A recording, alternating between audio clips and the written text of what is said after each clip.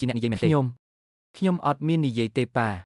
ខ្ញុំមិនបានអញមិនខ្វល់ពីឯងទេឆាប់រមី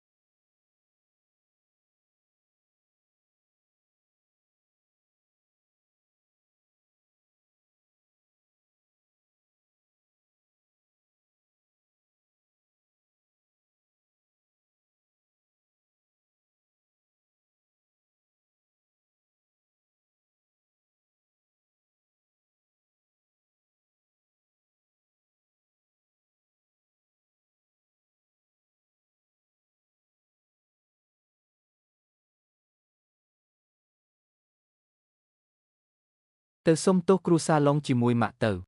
មានរឿងអីអូខេខ្ញុំដឹងហើយស៊ូសៀវ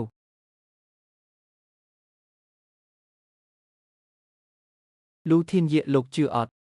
បើលោកមិនជឿទេខ្ញុំអាចលុបចោលកិច្ចសហការជាមួយគ្រួសារលោកបានណា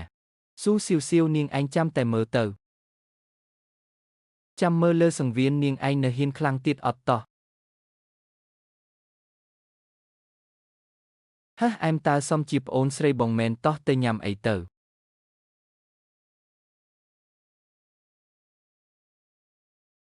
អេមើលនេះពីអ្នកឯងកំពុងធ្វើអីហ្នឹង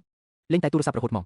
អេសៀវស្អែកដល់ថ្ងៃប្រកួតវគ្គបន្ថែមហើយពួកយើងកំពុងជួយគៀកលក្រុមអ្នកគាំទ្រឲ្យចែងនឹងណា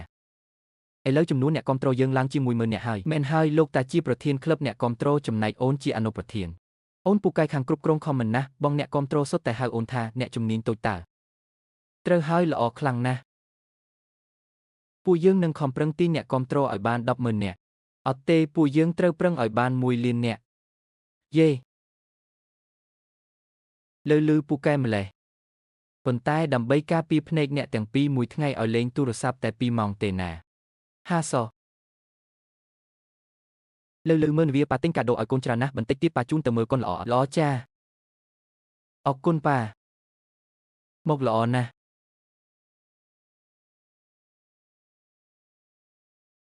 អាឡូស៊ូសៀវមែនទេ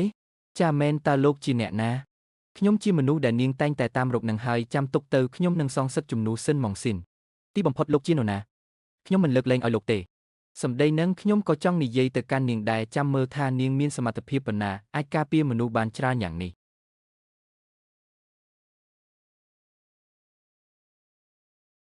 ហើយខ្ញុំដាច់ខាតមិនឲ្យខកបំណងលោកគ្រូទេខ្ញុំច្បាស់ជាការពារឡុងគូសាំងឲ្យបានខ្ញុំត្រូវតែចាប់មេខ្លោងនៅពីក្រោយរឿងនេះឲ្យបានមិនស្រួលទេម៉ាក់និងបងប្រុសក៏អាចមានគ្រោះថ្នាក់ដែរប៉ាខ្ញុំចង់ប្រាប់ប៉ារឿងមួយគឺខ្ញុំចង់ទៅទទួលម៉ាក់និងបងប្រុសមកស្នាក់នៅទីនេះប៉ុន្មានថ្ងៃបានតើកូនចង់ឲ្យពួកគាត់នៅយូរប៉ុណ្ណាក៏បានដែរឥឡូវប៉ាឲ្យមេផ្ទះទៅទទួលពួកគាត់មកមិនបាច់ទេប៉ាខ្ញុំទៅទទួលខ្លួនឯងបានហើយបើយប់ពេកខ្ញុំគេងនៅទីនោះមួយយប់ហ្មងទៅអញ្ចឹងក៏បានយ៉ាងណាក៏ជាផ្ទះដែលកូនធ្លាប់រស់នៅតាំងពីតូចដែរប៉ុន្តែសៀវស្អែកជីវៈផ្ដាច់ព្រាត់ហើយកូនដាច់ខាតមិនត្រូវមកយឺតទេណាពួកយើងបានអញ្ជើញអ្នកគាំទ្រជាច្រើនមកលើកទឹកចិត្តកូនណាចាស់ប៉ាកុំបារម្ភអី